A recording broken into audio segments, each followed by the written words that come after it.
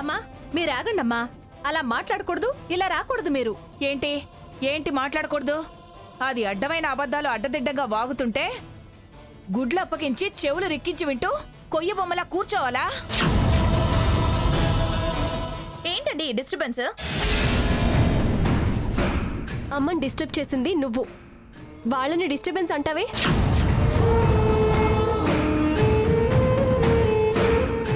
పద్ధతి తప్పి మాట్లాడితే ఇలాంటి పరిస్థితులే వస్తాయి. వస్తే చూస్తూ ఊరుకుంటానా?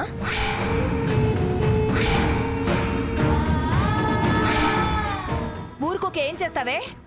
తల తీసి మోలేస్తావా? అత్తింటి గురించి అలాగేనా మాట్లాడేది? స్వర్ణలతాదేవి గారు, మీరు చర్చాంశాన్ని వ్యక్తిగతంగా తీసుకుని మాట్లాడుతున్నారు.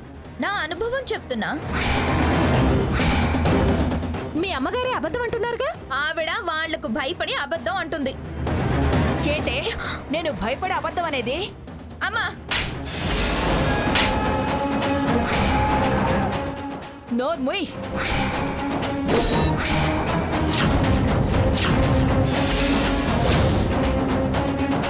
ఎవరే అత్తారింట్లో రాచి రంపాన పెట్టేది?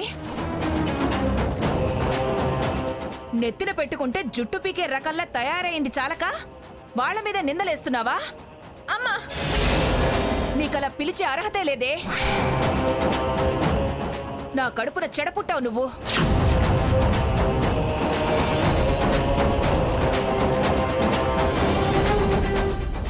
నలుగురు పిల్లలతో పూట పూట వెతుక్కు తినే బడిపంతులు కుటుంబంలో పుట్టి ఉన్నతమైన అంటూ డప్పాలు కొట్టుకునే నువ్వు అబద్ధం ఆడితే సరిపోతుందా?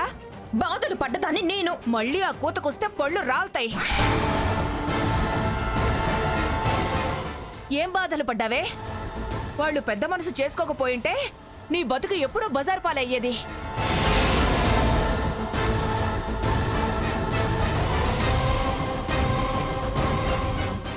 పుట్టింట్లో స్వాతంత్రం ఇచ్చారా? గంట గంటకి నెత్తిన ముడుతుంటే తలోంచి బతికిందానివి మెట్టినింట్లో కిరీటాలు బరువయ్యాయా నీకు? బానిసలా బతికావా? ఎందుకే ఎందుకే పచ్చి అబద్ధాలు ఆడుతున్నావు? ఇక్కడికి రావడం కాదు, మాట్లాడడం ముఖ్యం అంటారు.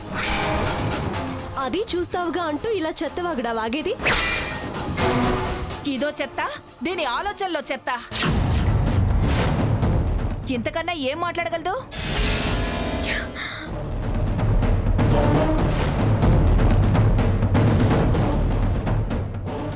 ఎదురుగానే ఉందిగా, నీతోటి కూడా లేగా అది.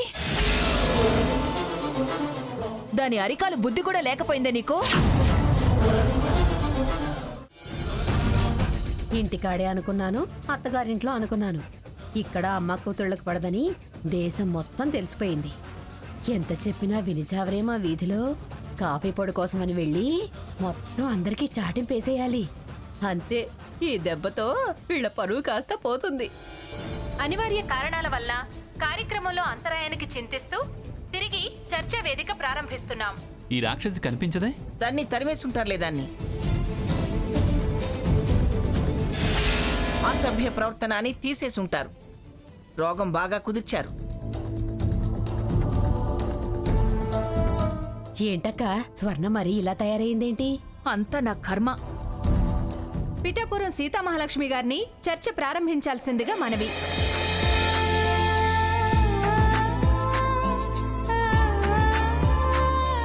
అందరికీ నమస్కారం. 20 ఏళ్ల పుట్టిళ్ళు, 60 ఏళ్ల మెట్టిళ్ళు. అక్కడ కుటుంబంలో ఒక సభ్యులం, ఇక్కడ కుటుంబానికి బాచులం. అక్కడ నువ్వు, ఇక్కడ నీది. ఆయన, అత్తిళ్ళు, పుట్టిళ్ళు అనే భేదాన్ని మనం మన మనసులో ఒక అభిప్రాయం ఏర్పరచుకున్నప్పుడు, అయినా ఈ చర్చ మన వ్యక్తిగత సమస్యల పరిష్కార వేదిక కాదు. సమాజపరంగా స్త్రీ స్థానం, స్వాతంత్రం, స్వేచ్ఛ, విజయాలకు గురించిన చర్చకు వేదిక.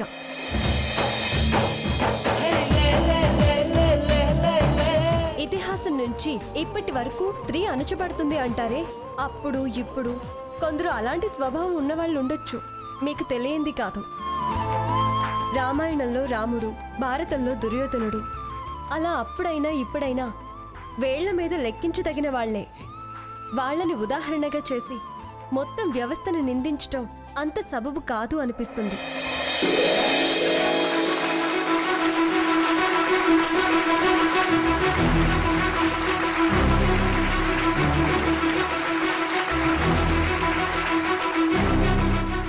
మన వ్యక్తిగత స్వేచ్ఛ అయినా సమాజపరంగా అయినా మనము మన బాధ్యతని పోషించాలి. అదే నా వాదన.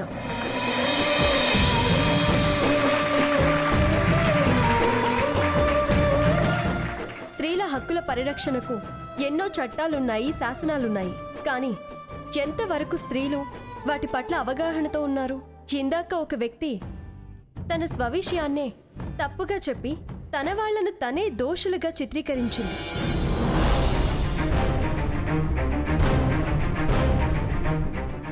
అలాంటి వాళ్ల వల్ల కూడా చట్టం హేళన కాకూడదు. ఆడైనా మగైనా ఎవరి బాధ్యతల్ని వాళ్ళు గుర్తించి ప్రవర్తిస్తూ ఉంటే ప్రగతి వైపు ప్రయాణం చేయొచ్చు. ప్రభుత్వాలు, స్వచ్ఛంద సంస్థలు స్త్రీ సమాజాన్ని ఉద్ధరించడానికి నిర్విరామంగా కృషి చేస్తున్నాయి. మనం సహకరిస్తేనే కదా సత్ఫలితాలు వస్తాయి.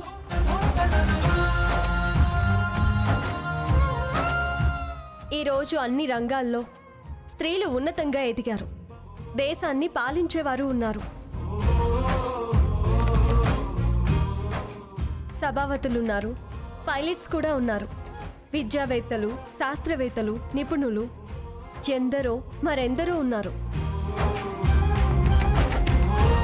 అసంతృప్తి పడ్డం కన్నా భవిష్యత్ కాలం మనది కావాలన్న సంకల్పం ముఖ్యం.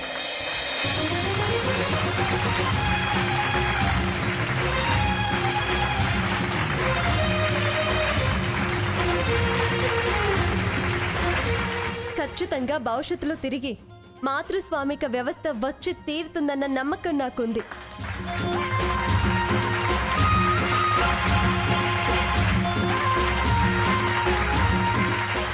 Thank you.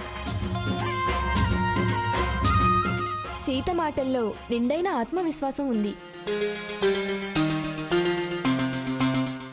తనన్నట్టు భయం వదిలి మనం బాధ్యతగా హక్కులను, చట్టాలను వినియోగించుకోగలిగితే తన స్వప్నం ఖచ్చితంగా నెరవేరుతుంది. విలువైన సమయాన్ని కేటాయించి ఈ చర్చలో పాల్గొన్న సీత గారు, వసుంధర గారు, మృణాలిని దేవి గార్లకు నమస్కారాలు.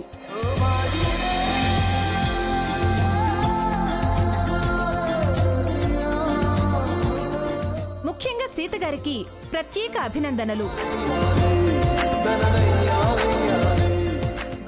నిండైన మెండైన వారి ఆత్మవిశ్వాసమే వారిని అభివృద్ధి పథంలో నడిపిస్తాయని ఆశిస్తున్నాం.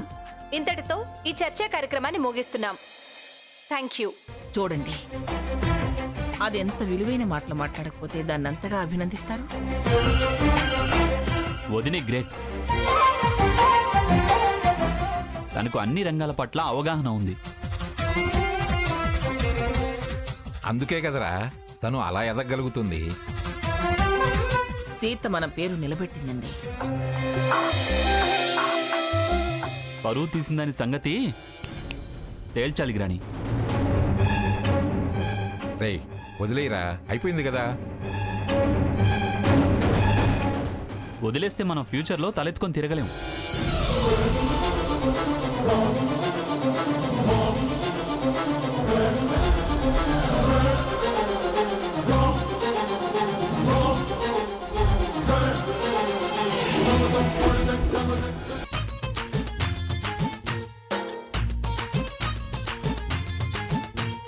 సిలకేమో శ్రీకాకుళం, హర్రే కులుకేమో మల్కీపురం, సిలకేమో